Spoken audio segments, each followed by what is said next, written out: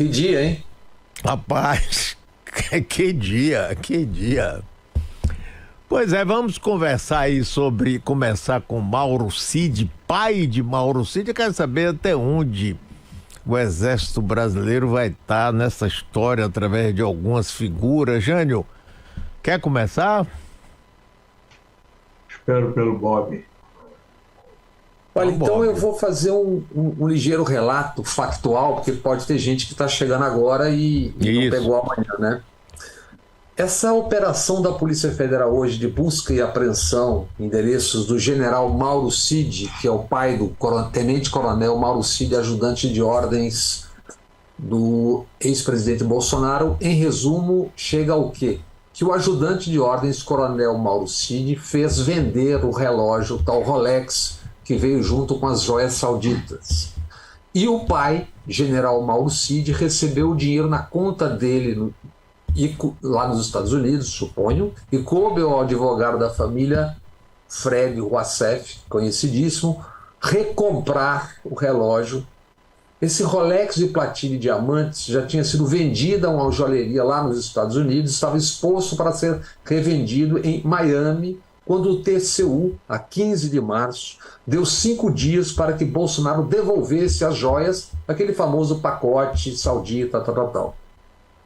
Esse pacote incluía também 2 esculturas. E o Danilo deve ter no ponto aí uma foto em que aparece isso aí, essa história a ser contada. Aí é o recebimento das esculturas com os sauditas, e abaixo tem uma foto meio escura, que é essa história que a gente conta aqui agora. O Mauro Cid, general, pai, fotografou a caixa com as esculturas nos Estados Unidos ao fazer uma avaliação para vendê-la. Nisso, na caixa, ficou gravado o reflexo do rosto do general Mauro Cid, segundo a Polícia Federal. O pai tentou vender as joias nos dias 3 e 4 de janeiro deste 2023, mas não conseguiu porque a muamba não era de ouro maciço, era folheada a ouro.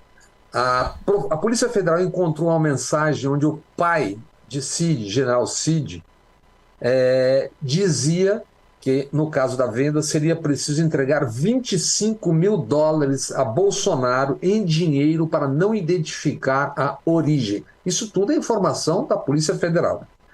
Entraram na parada no dia 15 de março, quando o TCU deu prazo para devolver as joias, o general Cid e o inevitável advogado Frederico Wassef, aquele mesmo que escondeu Fabrício Queiroz na casa em Atibaia anos antes. Vocês devem se lembrar daquela confusão toda. O que faz o Wassef, então? Vai para Campinas e dali embarca para Fort Lauderdale, lá na Flórida.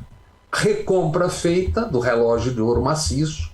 Ele avisa a Cid, o ajudante de ordens, que embarca para Fort Lauderdale e retorna com o relógio a 28 de março. Pequeno detalhe, parênteses, vai entrar para a história. Fort Lauderdale era onde PC Farias tinha a sua Miami Leasing, que era a base daquela operação de corrupção, cujo braço no Brasil era a Brasil Jet. Voltemos. O general Cid chefiava a Apex, Agência de Fomento ao Comércio Exterior. Acho que não precisava fomentar tanto, exagerar tanto nesse comércio, né? Aquela pressa que a gente viu naquele episódio de vender as joias, recuperar as joias que estavam presas no palácio e não conseguiam retirar as joias, aquela pressa era porque eles viajariam, Bolsonaro e companhia, para os Estados Unidos no dia 30 de dezembro e precisava ser vendida as joias. Agora é o que se compreende daquilo tudo.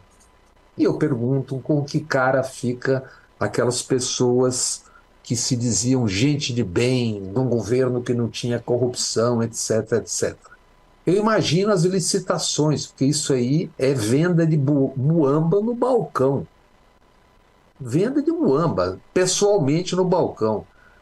Eu encerro e passo a bola, lembrando só que todos nós aqui, no primeiro dia do programa e logo no começo, dizíamos o quê? Que o Exército não tinha absolutamente nada a ganhar com a CPMI do 8 de janeiro. Está aí. Isso é uma história que emporcalha de uma maneira inacreditável o Exército, um general do alto comando, em sendo estas as informações divulgadas pela Polícia Federal, um general do alto comando metido numa história de muamba, de escultura e Rolex. Apenas imaginemos o que foram os negócios neste governo. É isso. E aí, Jânio? Esse conjunto de informações liberado e publicado hoje, há um detalhe até cômico, que é a constatação de que essas peças de ouro, tal, os árabes estavam tapeando os presenteados crentes que estavam recebendo joias de 17 milhões e não sei o quê. Vai a Polícia Federal, a avaliação dessas peças na Suíça e constata que o valor real era de 5 milhões e não sei o quê.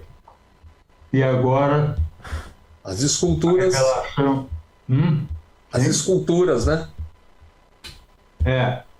E agora a revelação de que o ouro é apenas folheamento de um metal vagabundo qualquer que os árabes presentearam como no caso das esculturas, né? Isso no caso das esculturas.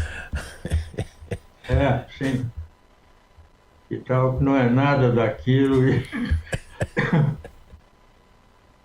E fica então a pagar por essa coisa toda o Exército Brasileiro, que por sua vez transmite os petardos, as bombas que isso aí representa no seu conceito público, transmite o seu mal-estar para as Forças Armadas em geral, ainda que as duas outras forças não tenham se envolvido tão profundamente com toda essa delinquência comandada por Jair Bolsonaro e muito bem aceita pelo que chamam de elite brasileira, que é aquela história de mercado, que eu chamo de mercadinho, com a presença influente, muito influente, dos empresários mais entrosados com o exercício do poder financeiro, do poder econômico no Brasil.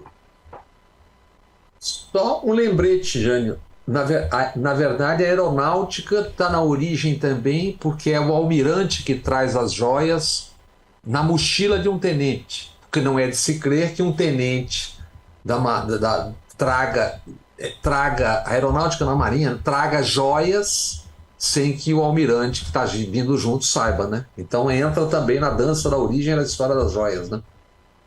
Sim, mas não chega a ser digamos, uma cereja nesse bolo repugnante que está a criar, nesse bolo verde-oliva.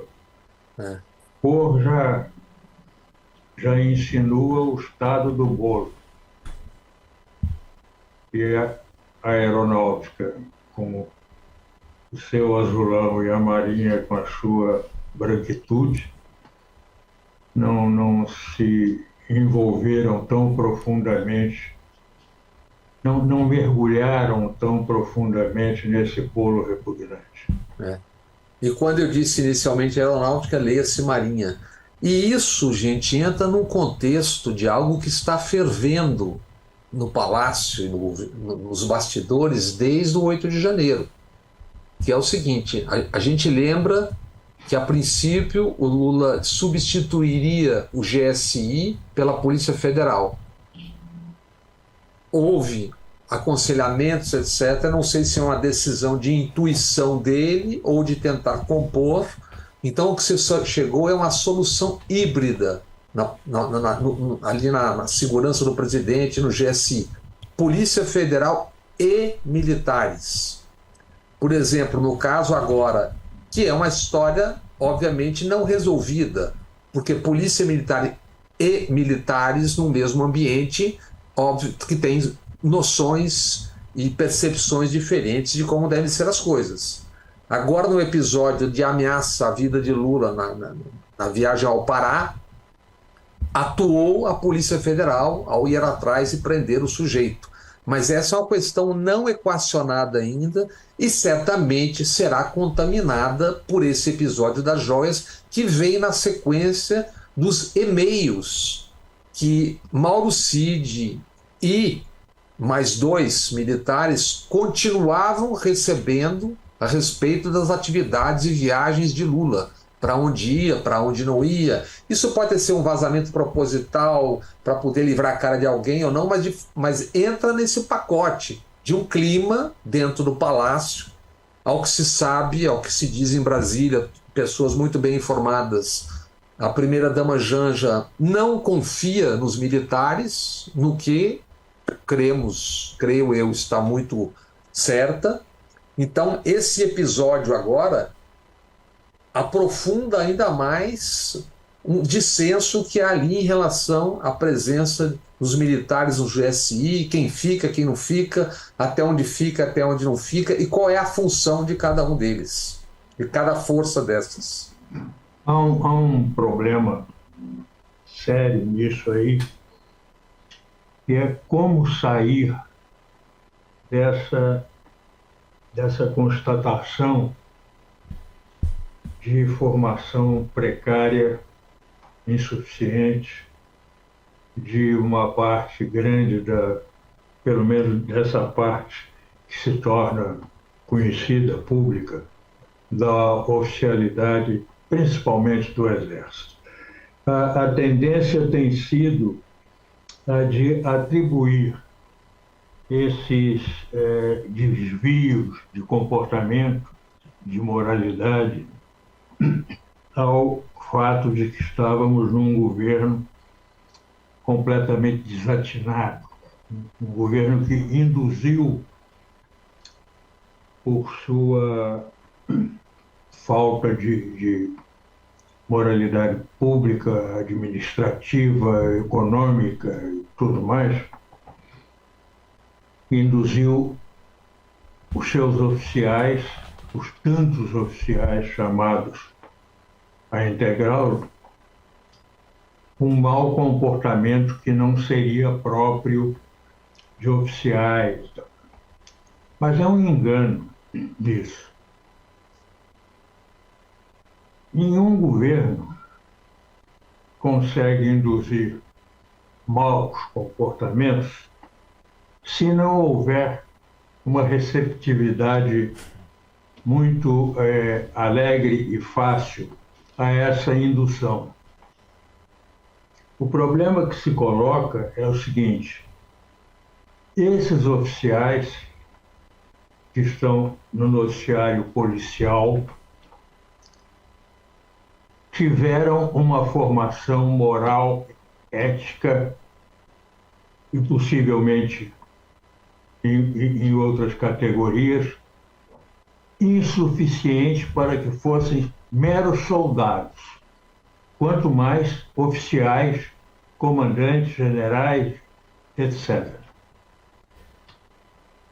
Como mudar os procedimentos, as estruturas e conteúdos de formação que permitem esse resultado negativo numa proporção que se está vendo que não é tão pequena. Não é novidade. Novidade não foi o governo Bolsonaro que produziu essa corrente desviada de oficiais, de militares. Absolutamente não foi. Ele já era parte, desde a sua origem, desde as suas premissas, o governo Bolsonaro já era parte dessa formação precária de uma corrente militar, que não por acaso é a mesma que defende a ditadura ainda hoje, é a mesma que se envolveu no golpismo, é a mesma que produziu no Ministério da Saúde aquela exibição terrível de indiferença pela morte alheia e por aí causou dezenas ou centenas de milhares de mortes. Tudo isso partindo de uma origem de insuficiência formativa, de insuficiência moral e intelectual dessa corrente de oficiais, juntamente com a outra que não compõe, que não se integrou a esse desvio. Aqueles que eram mais frágeis entraram nessa jogada ou já vinham para entrar nessa jogada pela facilidade de passar de colégios militares e entrar sem exame, passa direto para as academias, para as escolas militares. Esse vestibular, entre aspas, que é praticado não para esses que vêm de escolas militares, mas para os não familiares de militares.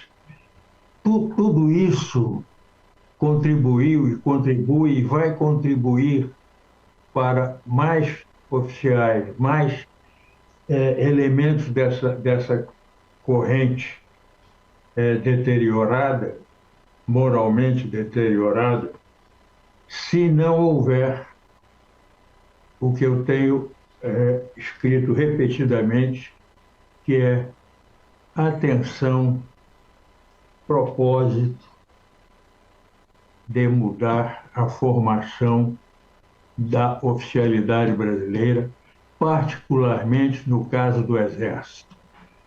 Esse desvio político que transforma militares em golpistas, em pretensos dirigentes do país, donos do país, essa casta não vai agir por conta própria. Quem e como será enfrentado esse problema?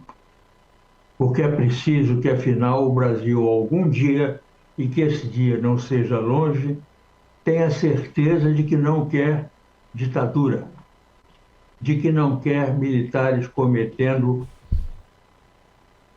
comportamentos irregulares, desleais, para com a sua força, para com o seu país, para ganhar dinheiro, para ganhar promoção, para as piores atividades. Eles não vão agir contra si.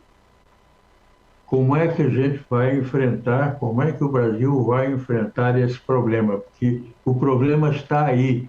Falta coragem de vê-lo e de dizer o que ele é e o que é preciso fazer. Há sempre a suposta conveniência de compor uma solução, de não acirrar as relações. Não se trata de solução, de compor para evitar desgastes e pressões, nada disso. Se trata do interesse nacional, que a formação militar seja revista em termos morais, em termos éticos, em termos intelectuais e, por consequência, em termos militares mesmo. Porque não há como crer que o Brasil esteja preparado para nada. Felizmente, também nada nos ameaça. Tem que comprar aviões, porta-aviões, submarinos nucleares, né? Não tem nenhuma finalidade real. É sempre uma finalidade hipotética, porque os americanos estão de olho na Amazônia. Está todo mundo de olho na Amazônia porque é preciso preservar a Amazônia, que ele está acabando, pô. Já se foram 20% da Amazônia hoje estão desmatados. Isso não é brincadeira, é um quinto. É um quinto. A cada 5 metros quadrados da Amazônia, um já se foi, um já está desmatado. Então, outros 5 precisam ficar íntegros, precisam manter-se como 5 e não passar a ser 4, porque 4 levam a 3. Então, sim, os americanos estão olhando a Amazônia, mas os franceses também, os noruegueses estão até dando dinheiro. E não pouco, deram dinheiro alto ao Brasil e deixaram de dar o dinheiro prometido porque constataram que esse dinheiro estava sendo desviado, não servia à finalidade de se combater desmatamento, garimpagem ilegal e outras atividades pastoris na Amazônia, como se não houvesse no sudeste, do centro e em outras partes da Amazônia campos já trabalhados para a pecuária. Então, desmata-se para levar a pecuária para lá.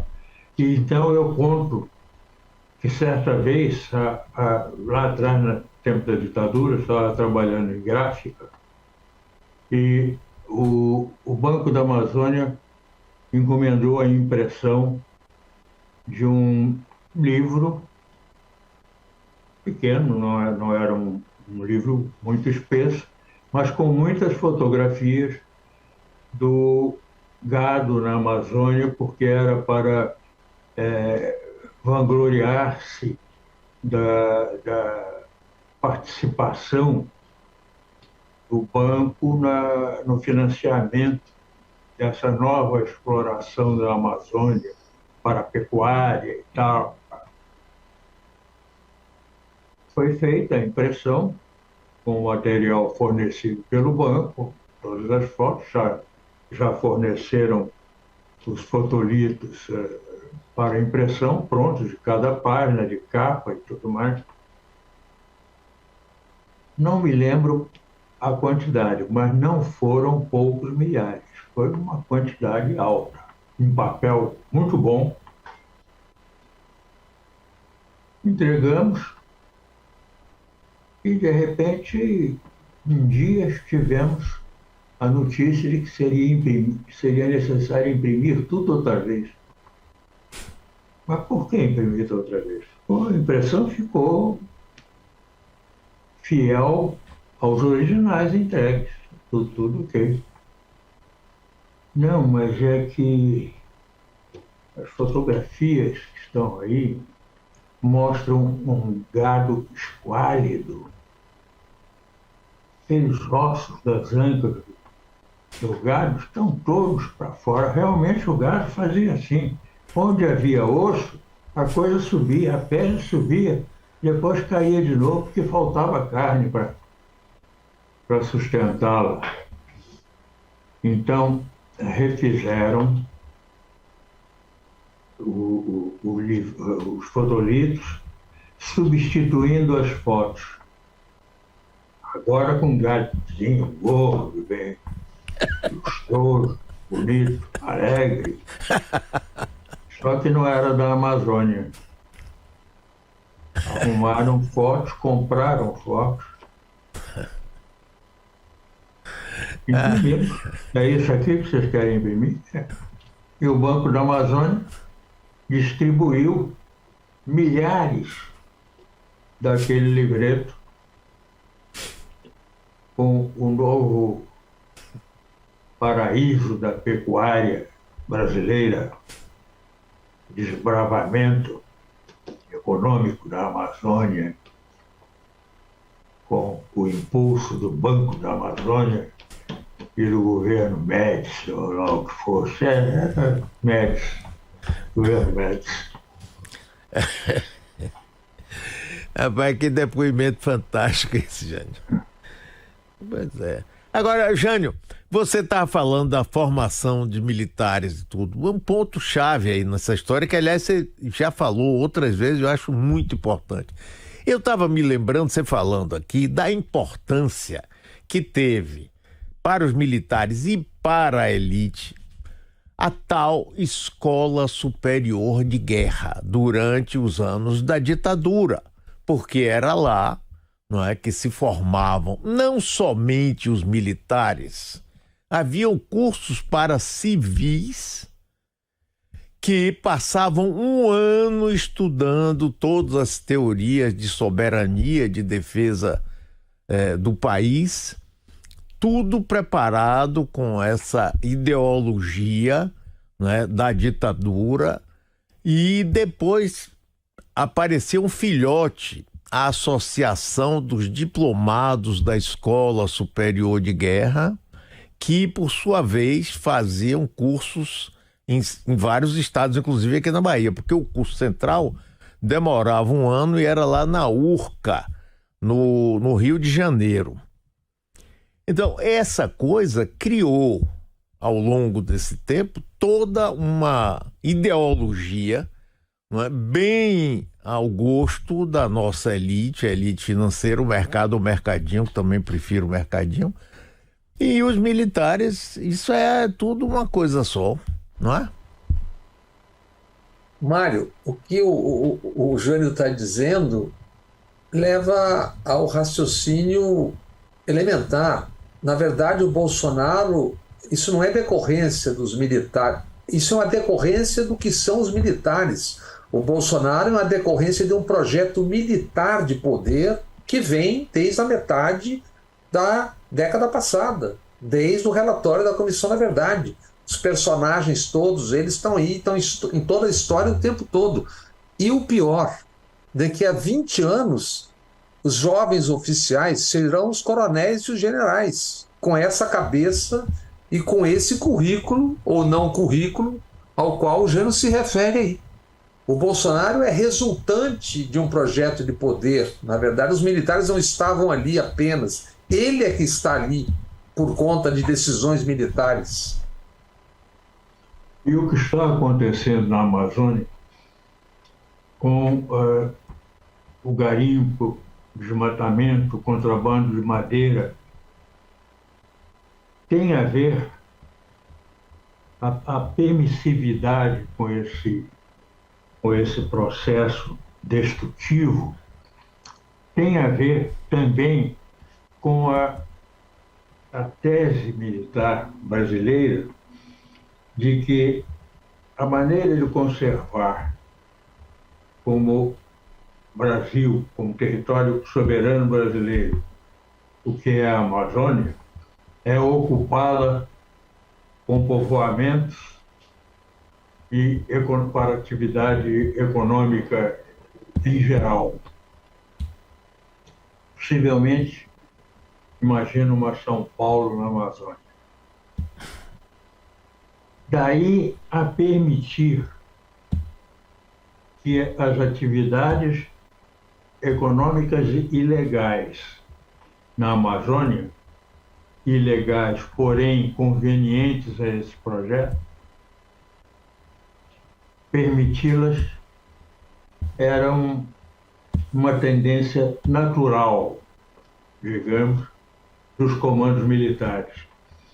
Um coronel do Exército, Mafra, era o sobrenome dele, o nome não me lembro, ficou presente no noticiário, em dada altura da ditadura, porque atribuíram a ele, caçado já, a intenção de cometer um novo e bem resultante atentado ao Lacerda e a outros, tal, uma confusão do diabo, que de verdade mesmo tinha o nome do Mafra e algumas coisas mais, mas pequenas e sem nenhuma influência em coisa alguma. Mas o Mafra, quando na ativa, foi comandante do Exército no Acre, na zona militar do Acre, uma coisa desse tipo. A nomenclatura me falta. E ele resolveu aproveitar essa oportunidade e fazer, tanto quanto possível, um levanto dos campos de pouso clandestinos. Isso, olha, começo de anos 60. Levantamento de campos de pouso clandestinos no Acre e entrando o quanto ele pudesse pelo Amazonas. Levantou, não me lembro exatamente do número, mas levantou com todos os dados necessários para a localização, os dados cartográficos, mais de 100, se eu não estou enganado, era coisa de 160 ou 180 campos. Entregou isso aos estados maiores. Nunca teve o prazer de ouvir uma só consequência, uma. Eu me lembro disso. Então, o que se passa na Amazônia, essa perda de 20% entre o legal e o ilegal das condições naturais da Amazônia, pelo menos a perda da sua integridade, não do território, da sua integridade natural, ela tem precedentes oficiais, porque são concessões clandestinas que esses garimpeiros, que esses desmatadores, que os contrabandistas de ouro, de minérios, que os contrabandistas de madeira recebem para agir há anos e anos e anos, há décadas. E põe década nisso aí para poder chegar sem dificuldade nenhuma a século. É o Brasil. O Brasil oficial. Não é um Brasil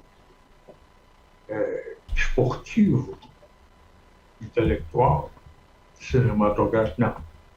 Isso vem dos poderes oficiais do Brasil, com a supremacia do poder militar, que é o poder supremo do Brasil. Não é o Supremo Tribunal Federal coisíssima nenhuma. Não é, na área executiva, o governo. Muito menos é o Congresso. Com aquelas composições que se tornam progressivamente degeneradas a cada eleição, sem melhora nenhuma, sem nenhuma perspectiva de melhora, nem perspectiva. Olha, eu quero lembrar que nós estamos transmitindo aqui pela Metrópole FM 101.3, pelo YouTube da Metrópole e pelo canal Bob Fernandes do YouTube, onde já tem muita gente participando e comentando aqui. Bob. Diga, vamos ouvir alguém? Como vamos fazer hoje? O que tratamos hoje? Olha, hoje a gente tratou bastante, eu tratei bastante aqui do problema da segurança pública. Nós estamos vendo, Bob pode fazer o resumo aí, né, do problema de segurança que temos do Brasil todo, inclusive aqui na Bahia. Né? Na Bahia está aí, nas manchetes em primeiro lugar, etc, etc, etc. E aí, rapaz, eu hoje pedi aqui para os ouvintes entrarem para ligar e dizer o que você acha que deve fazer. A polícia está agindo errado, ela tem que ser contida, a polícia faz isso, a polícia faz aquilo. Rapaz, os comentários foram os mais diversos possíveis. Mas boa parte da população, sobretudo a população que mais sofre com a violência, defende a polícia, defende a ação da polícia, e se sente acuada pelo tráfico de droga e pelo crescimento do crime organizado com a chegada do PCC e outras organizações aqui na Bahia, coisa que até pouco tempo não tinha. Era que quando a gente falava, não, é briga de uma gangue pequena brigando com outra, briga de território, agora não. Agora o negócio engrossou. E opiniões tem de diversos tipos, né? E aí, como equacionar, como avançar nisso? Bob, você tem se dedicado bastante a esse assunto. Fale aí pra gente. Olha, eu começaria, se a gente conversasse com alguém dessas pessoas que, primeiro, tem a questão menor local, menor não é menor do ponto de vista, não é macro, é a questão micro, que são 61 mortes em um espaço de 10, 12 dias. 30 na Bahia, 16 em São Paulo, 15 no Rio de Janeiro. A pergunta, o primeiro morto dessa safra foi em São Paulo, foi Patrick Reis, que era um PM da Rota. A pergunta diante de 60 mortos que não eram PMs é o seguinte: como é possível 60 mortes sem que haja, no caso, nenhum que se saiba morto do outro lado? Dizem que foram confrontos. Então, como é que você tem 60 mortos em confronto e não tem ninguém morto? É o quê? Do lado você tem o Buffalo Bill, o Durango Kid, o Tex Willer, o Kid Carson, e do outro lado você tem pessoas com bodoque, estilingue. Obviamente que isso não é crível, né? Mataram, como um menino, acho que tem a foto aí que está com o Danilo. Danilo está no ponto, Tiago Menezes Clausim, de 13 anos de idade. Como é que alguém que diz bandido bom é bandido morto, leva para casa aquelas asneiras que o facho diz, como é que alguém não percebe que um garoto de 13 anos não pode ser fuzilado porque ele está na rua andando na carona de moto com alguém e que ele não é bandido? Entende? Então tem um discurso fácil, né, que parece um Bavi ou um Grenal, ou um Flamengo e Fluminense, e que não tem nexo. As questões são de uma gravidade muito maior do que isso. Não resta dúvida que as facções do crime organizado, essas estão todas espalhadas pelo país, como estão espalhadas as milícias, que milícia é o quê? Uma mistura de polícia, militar e bandido. E vamos ver, por exemplo, alguns dos enriquecidos nessa história recente. Não estamos nem falando do que nós falamos hoje lá no começo. Adriano da Nóbrega, PM, quando morreu deixou um patrimônio de 10 milhões no Rio de Janeiro. Rony Lessa, casa de 4 milhões e um Range Rover. Maxwell, bombeiro, casa de 2 milhões, lancha e BMW na garagem.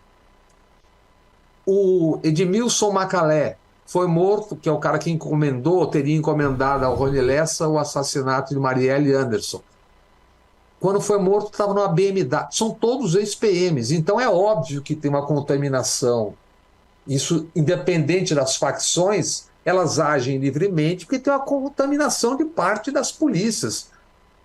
Parte, não sei que tamanho, de gente no judiciário, e como nós estamos cansados de cada vez mais saber, no topo da política tem milícia. No Rio de Janeiro tem, em Brasília tem. E isso não vem de agora. Jânio certamente conhece isso mais do que a gente, é um personagem chamado Capitão Guimarães, que serviu no DOI-CODE e depois tornou-se chefe da Liga de Escola de Samba e tornou-se um bicheiro famoso, poderoso, ainda vivo no Rio de Janeiro. Ele, 2 cabos, 2 sargentos, isso tem 30 anos, 40 anos. Agora, quando que o Brasil começa a entrar nessa história, Mari, Jânio, do narcotráfico, que é a base disso tudo? Quando Nixon, um bandido que seria submetido ao impeachment nos Estados Unidos, declara pela primeira vez, em 1970, 71, guerra às drogas. Ali começa. A agência DEA, que é a Agência de Combate às Drogas dos Estados Unidos, nasce em 73. A ideia é que as drogas eram o inimigo número 1 e ameaçavam a segurança nacional dos Estados Unidos. Reagan e Bush, pai, aprofundam e no ano 2000, Bill Clinton aprova o Plan Colômbia, que cai sobre os países andinos e Colômbia. No total, 9 bilhões e 800 milhões de dólares custou aquele pacote todo. No que deu? O Brasil, por exemplo, com esse combate, tornou-se um corredor de exportação. E, inicialmente, nos anos 80, eu me lembro que eu viajei com a Polícia Federal e um agente da DEA chamado Larry Lyon, estavam plantando as plantas de coca na Amazônia brasileira, porque estavam sendo combatido e sendo fumigado com glifosato na Colômbia. No final de 2003, eu entrevistei o então diretor do escritório oficial do FBI no Brasil, Carlos Costa. E o que ele disse literalmente? Vou ler aqui. Todos os anos, as dezenas de agências de inteligência dos Estados Unidos, DEA, FBI, CIA, NSA e US Customs, nós disputamos as verbas no orçamento no Congresso. Por isso, todos nós, em todas as áreas, precisamos de inimigos que justifiquem nossos orçamentos de existência. E quando não tem, nós criamos ou inventamos. E o que nós temos agora, 20 e 30 anos depois disso tudo? Dos 50 estados dos Estados Unidos, 20 estados liberaram o uso, consumo de maconha. 18 permitem o uso medicinal. Só no ano passado, o turismo da maconha movimentou nos Estados Unidos 17 bilhões de dólares, ou seja, 83 bilhões de reais. Ano passado, esses 20 estados faturaram legalmente 30 bilhões de dólares, quase 150 bilhões de reais. E mais 77 bilhões de dólares, ou seja, 870 bilhões de reais, quase 10% do PIB brasileiro. No Brasil, pai, mãe, filho, todos fingem que não é fácil comprar um cigarro de maconha, a quantidade que você quiser em qualquer lugar. A polícia e o poder público fingem que não sabe que parte, ou sabe-se lá que tamanho, das polícias são associadas a esse negócio. E eu me lembro que em 2009 o Cláudio Leal, na Terra Magazine, revista que ele dirigia, fez um levantamento com dados oficiais. O Brasil havia matado em 30 anos, basicamente nessa guerra, 1 milhão de pessoas. Já passamos de 1.700.000 mortos, basicamente por conta dessa guerra. E 1.700.000 mortos é quase a soma de todos os mortos em guerras no século XXI.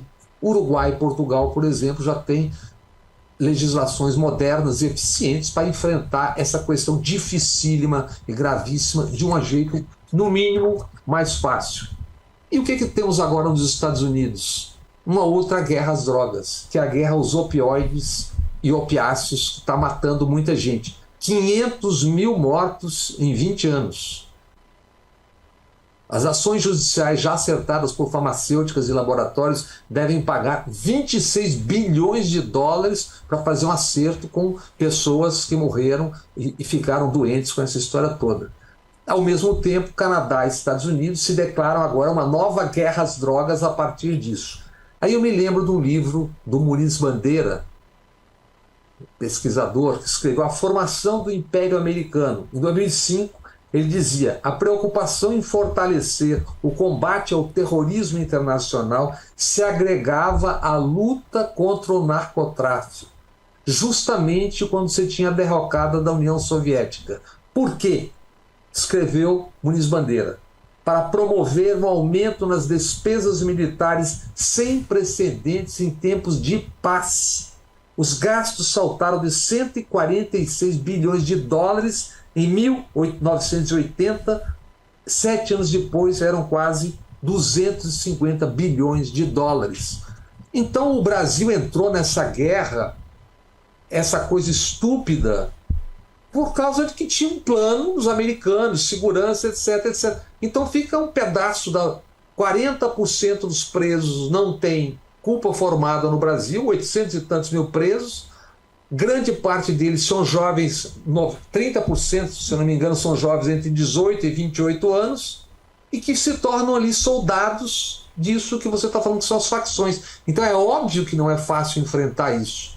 Agora, não vai ser com tiro, bala e matança e assassinato que se vai resolver isso. Esse é o resumo mínimo dessa ópera. Só para ter uma ideia, o Mário e Jânio, se a Bahia fosse um país, ela seria a terceira polícia que mais mata no mundo.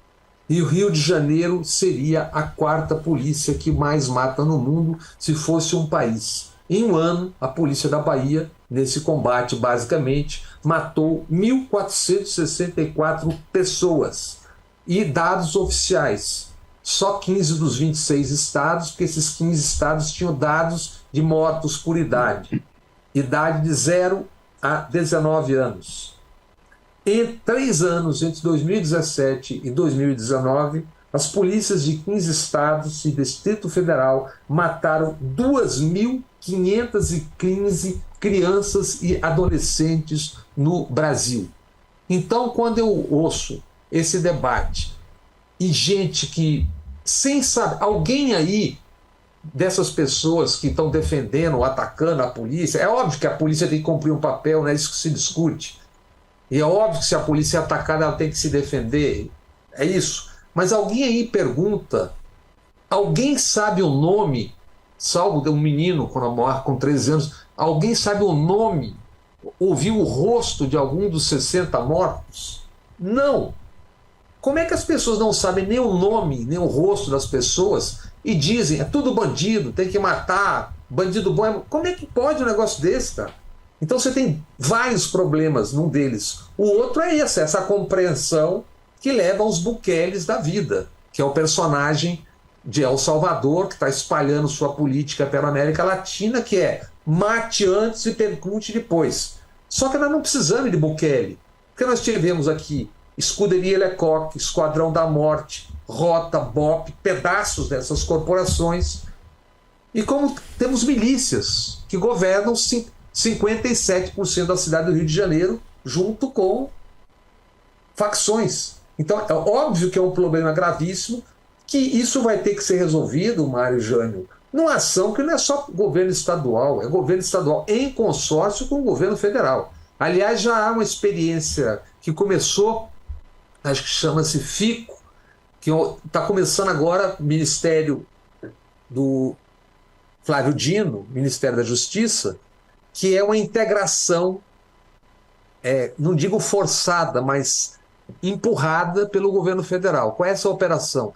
É que você vai pagar diárias para que as polícias façam operações integradas. Polícia Federal, Polícia Civil, Polícia Militar agiram conjuntamente, financiadas pelo Estado Central, Estado Federal, para que você comece a ter uma integração de polícias. Porque as polícias não só não conversam, como são adversárias. Há uma disputa, como há, por exemplo, dentro do GSI, entre Polícia Federal e Militar. Se você não tem as forças de segurança articuladas numa ideia e num projeto só, como é que isso pode dar certo? E aí você tem esse discurso patético do bandido bom. Claro que todo mundo é obrigado a se defender e tem o dever de se defender, mas não é disso que se trata. A discussão fica uma discussão rasa.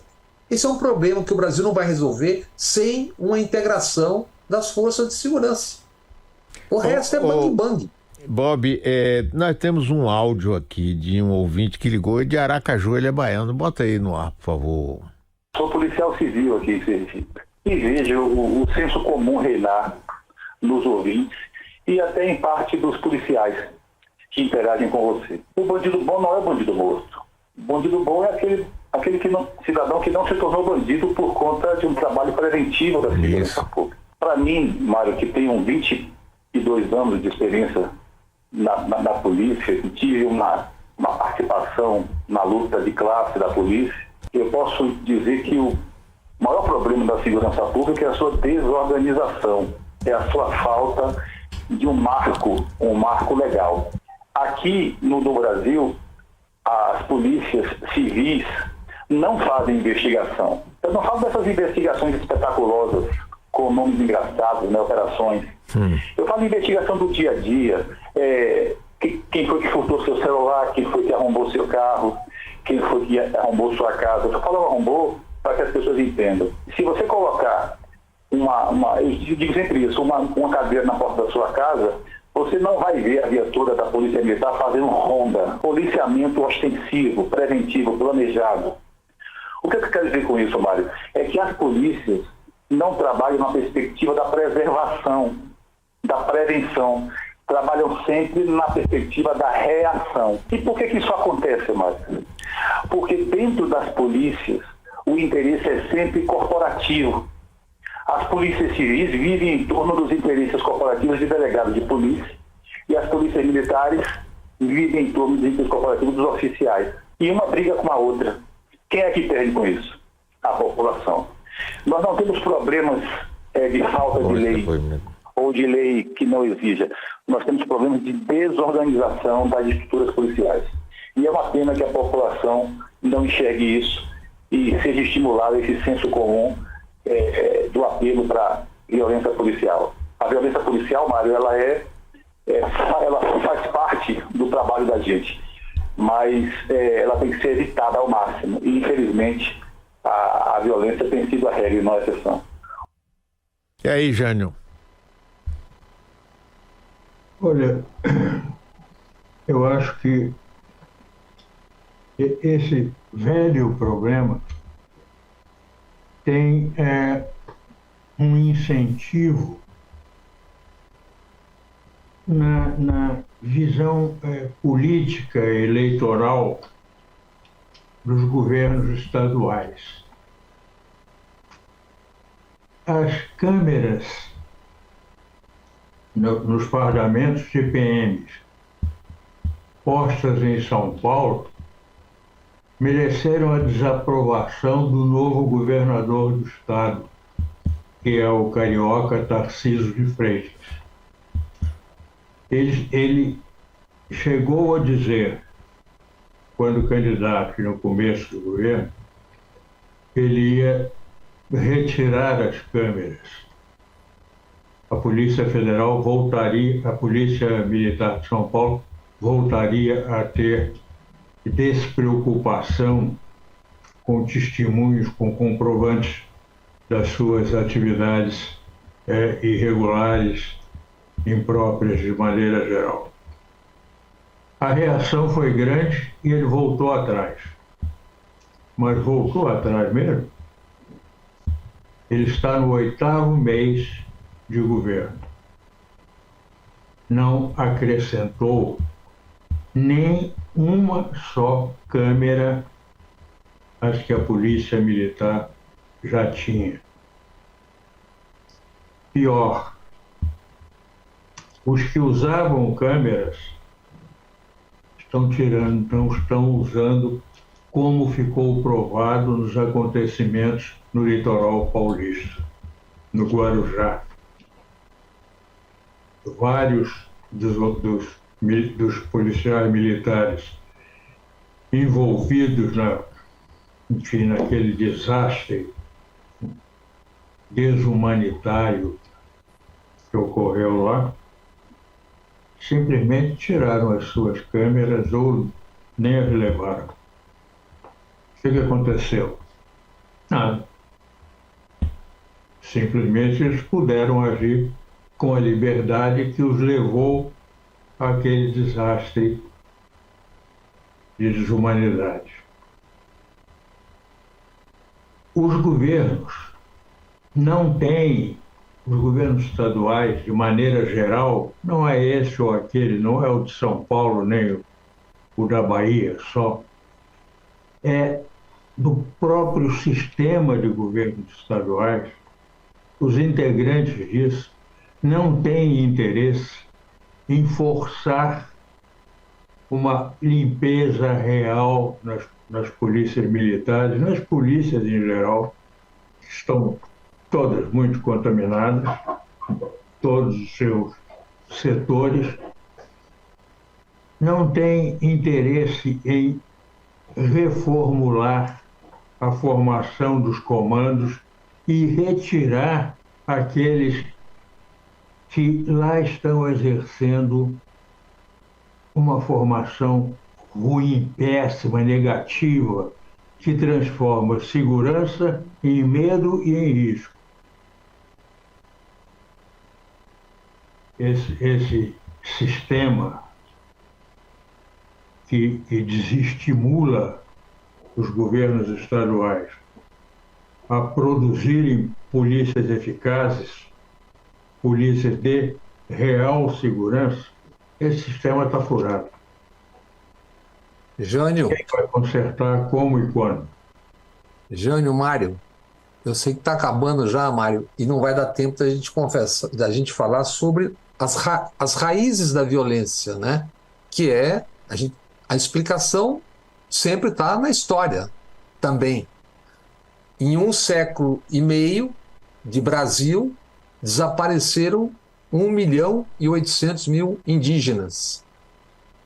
Vieram 4.811.000 registrados escravos para o Brasil, 1.800.000 morreram no caminho.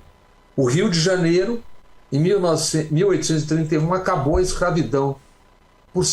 Até a dita abolição, 750.000 pessoas foram sequestradas e seguiram escravizadas, porque a lei Padre Feijó, em 31, acabava com o tráfico. E o Rio de Janeiro continuou recebendo média de 40.000 escravos por ano.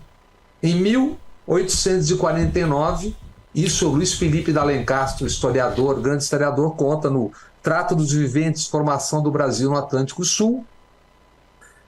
O Rio de Janeiro tinha 42% da sua população de escravizados.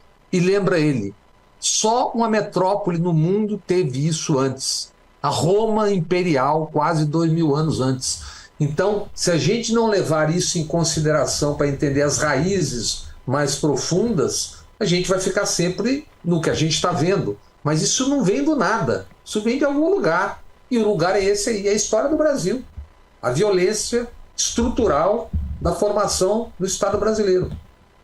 Olha, já que estamos no final, eu recomendo sempre o artigo de Jânio no Poder 360. Ele faz um artigo fantástico e no final ele termina com um pequeno parágrafo. Boa nova, diz ele.